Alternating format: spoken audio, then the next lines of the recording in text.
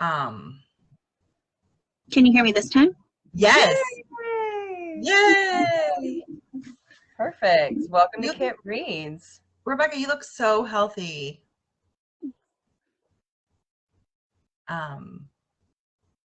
That's like a way to say that I can tell you're losing weight, but not making it about body image. Thank you. That's so sweet of you. Yeah. I didn't mean healthy like you look corn-fed. I meant like healthy like I can Right, tell not you like they raise them boys up healthy. Yes. Yeah, not like that. I got you. Like I got you. I can tell you've been making good choices for the health of your body. I have my shake. Oh yeah, I'm gonna make one for lunch. I'm doing intermittent fasting. Yeah. I'm just really skipping breakfast because I don't have time. So today, That's a good segue because you do have time, you just don't make time. yes, like reading. So I haven't read anything in weeks, except articles, but I don't want to talk about them right now because my intermittent fasting makes me brain fog. But yeah, so we do have time. We just don't make time. Right. So stop saying you don't have time. What you mean is that's not a priority right now. Mm-hmm. It's not part of my journey today. Not part of my journey today. It's not really been my thing. Not approved by me. So I go through phases as well. Like I'll go through and I'll like read 3 or 4 books in a month, and then I'll go months without finishing a book. I go through phases. I spend too much time on Instagram. My God, I had to delete it and then I downloaded it again. Like I'm awful. So that's my thing, is wasting time on like time wasting apps like that. That is a huge reason I don't read as much right there. Especially in the summertime when I can sit outside with my cocktail and dogs are on the lead and it's beautiful outside and it's nighttime. And you can just have a book and instead you're scrolling reels on Instagram for hours. Hours. That's how they get you though. Like you're just like scrolling and then you're like, I'm gonna get to the end soon. But there is no end. There's no end. It doesn't stop. No. So I either make time to read or I make time to work out. Like I don't make time for both. Right. Yeah. I did not make it on the rowing machine yesterday, but I did do 50 squats and 30 tricep lifts. So I learned if I don't use my spin bike for a week, my husband puts hangers on it. Because he told me when we bought it that it was just going to be a clothes hanger. After like 3 months, I wouldn't use it. So now he literally puts clothes hangers on it if he notices I haven't been on it for a while. So I feel like that's like my little motivation to be like, I'm not going to give you the excuse. I'm going to prove you wrong. Exactly. That's a nice motivation. Yeah. Mm-hmm. But then when I do that, then I feel like I don't have time to read. Like I feel like I have to make the choice between the two. Right. It's tough, especially for you with the kids and trying to work and then all the running you do. Yeah. No, yes. That's tough. Stella started ballet last night though. So that's 30 minutes that I have to sit somewhere that I can't like do anything else. So I'm going to start taking my books with me and reading while she's in class. I'm a big fan of car books. So I like working from home, I used to always keep a book in my car, always. And so for Mother's Day, they got me the Kindle. So it's just this big. So it slips right in my bag. So I have all my stuff with me and you can download all your stuff. So I download like 5 or 6 books at a time, and then I can just slip it in my purse. And whenever I'm waiting in car line or at ballet classes or volleyball practices or whatever I'm at now, I've been trying to take stuff with me. Good for you. Well, what did you read? Because you have read since the last time we met. Yeah. So there's a new author I found, and I'm on a kick. I have not read any of the stuff you guys suggested because I'm like obsessed with her now. Her name is Kirsten Modglin. Sorry, it's Kirsten. So I read The Arrangement in the List. Oh no, I froze. Okay. You did fries, but it's okay. It's a good picture. Is it? I feel like it's not, but that's okay. So The Arrangement was super good. It's definitely a dainty book because it's not Pretty Little Bows. Like everything just keeps changing on you. So like you're like, oh my gosh, I bet it's this, and then it is. But yet it's not really. Like it's still it takes so many different turns that you're almost like, holy crap, like your head's just spinning by the end of it. Because it took so many turns.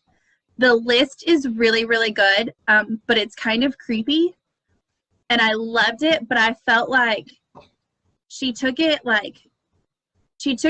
down the road where like it was really good, and then like it just ended all of a sudden. Like she wrapped it up really quickly. I hate that. It's like time. Yeah, like I thought the book was really good, and the ending I did not see coming until like we were closer to it. But like I felt like it ended too fast. Like it was like, and here's the whole story of why this happened. To me, when they do that, I think like Joe says good morning. So I think that's like they ran out of story, right? Yeah. They did all the pre-writing, they had a really great idea, but they couldn't. Or they got tired or ran out of money or the book was due. Right. Wait, that was Joe. Okay. Yeah. I thought it was the little one. No, that's Zeus. Zeus. He's not crowing yet, is he? No. They still make their little chick cheeps. It's so freaking cute. So a lady in my nail salon said that her son lives in Alaska where it's like 24 hours of daylight, and his poor little rooster is so confused right now. Oh. Well, actually, roosters crow all day. They don't just crow in the morning. So yeah, but so now he crows all day and all night. Yeah. All day. It's dark. I tell you what, sometimes my roosters will crow at night, or I'll like just occasionally I'll hear them if they wake up in the middle of the night, then they'll just like let out a little crow before they nod back off. It's ridiculous. Ridiculous. Especially since I have a security light, and I think sometimes they do get confused about when dawn comes. So speaking of things like, so I actually read, wow, The Wives by Taryn Fisher that Rebecca recommended for us. Yeah, and did you finish it? I finally finished it. I had a really difficult time keeping with the book, even though it was like a thriller, because she, like, the situation that she got herself into with, like, I can't identify with that at all. Like, sharing a man with 2 other wives. I can't get into that. And so I had a difficult time. Like, I kept putting it down because I just couldn't get attached to the characters in any way. And then by the end, the way it ended, I'm sorry, hold on. The way it ended, I was just like, what? Don't give it away. I know I won't give it away, but I had to reread the last couple pages again. I was like, wait, what? It was right. Yeah. I mean, I did stay up and read like 150 pages the other night. So like I was up to like 12:30 finishing it up because I was like, this is not going to be what this is. Like, and then it was, and I was just. But I thought it was different. I thought it was, I don't know. I did not see it coming. Like, and I don't know, like, how old is that book? I don't think it's super old. Okay. I don't know if we should give like, I mean, but anyway. So, I don't know. Like, I had a hard time identifying with the characters. Yeah, I had a really difficult time. I mean, the storyline was really interesting. It was really interesting. Like, and then when you think about like, and you know, there's that mental health element. And so that made me think about like what our realities are and like how do you know what's reality and what isn't. Right. And you know, that right there is just like, it makes me thankful that I have good friends around me that would like, when I feel like I'm remembering things wrong, like Katie will call me out, that didn't happen that way or whatever. And I don't know, our brains are so crazy that it just, we never remember things as they happen. No. So yeah, The Wives was definitely a good one. So the arrangement and the list are 2 that I'll put on mine. Mm-hmm. So yeah, go ahead. No. So how are you going to make time for reading, Katie? I'm going to set an Instagram timer and not allow myself to just scroll mindlessly through reels, because then I go to bed at night and like those songs from the reels and stuff and like are running through my head, and I'm just like trying to say my prayers, and I'm like, bitch, you're doing a good job. You did. I was folding laundry the other day and that was running through my head. Right? And it's just Good job, bitch. You doing a good job. I mean, I like to use Instagram to like recharge after I've like been in a, you know, situation where like there have been people or I've been entertaining. And I don't mean throwing parties. I just mean like being the entertaining one in the room or on the meeting or whatever. And so I like to use it to recharge, but I think I just charged too long and I need to put it away. I have a book that Sarah let me borrow that she borrowed from Mom, and she's like, well, I'll take these two, you take this one first. And so I just need to read it. I just need to read. Right.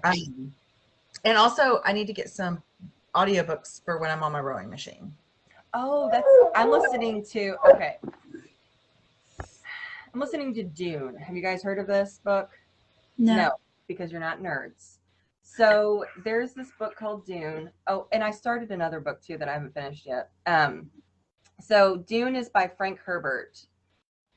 And it's a sci-fi novel that the man friend wanted me to listen to or read because we're going to watch the movie. I guess there's a new Dune movie coming out.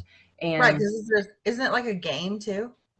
Like a video game? I don't know. This book came out in like, he wrote it in like the 50s. So coming out of like World War II. After, or maybe he was in Korea. I don't know. When was Nam? Huh? I don't know what Nam was. I thought that was in the 60s and 70s. I don't know. Obviously, I'm not a historian. I know MASH was in Korea. Yeah, Dune is a 1992 adventure strategy video game based on Frank Herbert's sci-fi novel of the same name. Yeah. Okay. So that's the novel that I'm listening to. And I started listening to it like 6 months ago, and I just let it go back to the library because I'm just like, I cannot. It's overproduced. They've got lots of different voice actors. There is so much going on with like setting up the scene, the political scene, the character, it was just, I just had to turn. And so now this time I feel like I don't know if I should power through it or not. Life's too short. Life's too short for books that don't make you happy. I know. Well, but I'm listening to it, so it's not. So I have it on in the background, so it's not like I'm like taking time to read it. But and I. But if you keep it on in the background, then you still get the credit for it. Yeah. Well, I think that's just what I'm going to do. It's the man friend credit. I love. Yes. Oh, he's read it like 11 times. He loves it. And so I've been listening to a lot of Brandon Sanderson, which I've talked about before on KHIT Reads. And I can definitely tell that Brandon Sanderson was influenced by Frank Herbert. I don't know that it's for me. But I did start another book called Reclaiming Conversation. And it is so good. I thought it was going to be, because I've been in a lot of situations where I feel socially awkward and I don't know how to start conversations, or like I'm not saying appropriate things. And so I was like, oh, this will be like a really good like how-to book, like this, interesting things behind conversations, No, it's not about that. It's basically a sociological text on how conversation is less, they're less deep than they used to be, basically, because we have so much technology and you always have your phone next to you.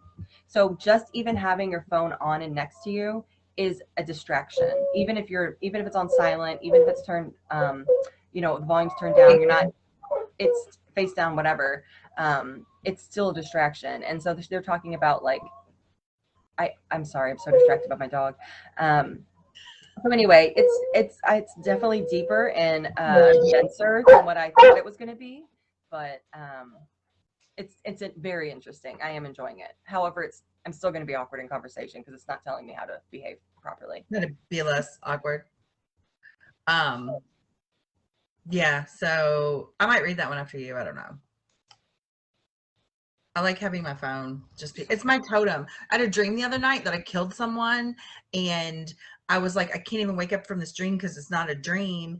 And I was just trying not to get caught. And so like I had to get rid of the bracelet, the bag that had blood on it and everything. And I don't know what she did, but she probably deserved it. I'd say I've been having some messed up dreams. Yeah. But I can't believe the list. Huh? Don't read the list. It'll mess up your dreams even more. You're supposed to do this before you go to sleep. Why? It didn't help me. I had to take a break like for 4 days from it. Really? Because it's like it's about a serial killer, basically. Yeah. But he like makes everything an accident that like someone else causes. Like he creates accidents Like that kill people. butterfly effect kind of thing. It's like Final Destination. Yeah, but it's all children. Oh, my like mom it's would do only kids. Once you're 18, you're safe. Huh. Nuts. Why do we read shit like this? I don't know. I didn't realize it would be that bad. And then once I was in it, I was like, I just have to finish it. Like I have to get through it. So I finished it last night. So I was like, it was like 12:30 last night, but I was like, I just have to get through it. Like I have to finish this one. There was that Bloodshed Academy trilogy where I got to the third book and was like, I don't even care what happens to these characters. So I was on Netflix last night trying to find something to watch while I made dinner. And it was like The Kissing Booth. I guess there's 3 movies, The Kissing Booth. And I was like, well, I'll watch the original. Like how it must be good if there's 3 of them. I probably got like 2/3 of the way through the movie. And I was like, you know what? I don't care. I don't care. I don't care what happens. I can probably guess what happens. Like it was just like, there was a point where she was like, and I was like, no, I'm done. Like turn it off. It was, no, life's too short. You remember that one book that I read that you watched the TV show? I think it's called You. Mm-hmm. That's so good. I read the first one, and as I'm reading it, I'm like, why am I still reading this bullshit? Like, but I'm just like this constantly. I don't even like things like that because the dialogue was so awful. I didn't watch the show, so I don't know if the show was better. I'm sure it was, but the show is better because what's the guy's name? What's the character? Oh, because he's so handsome. Freaking A, in a creepy way, in like it creepy, but he's hot. Yeah. So I've always told you guys to listen to the podcast Dr. Death. Yeah.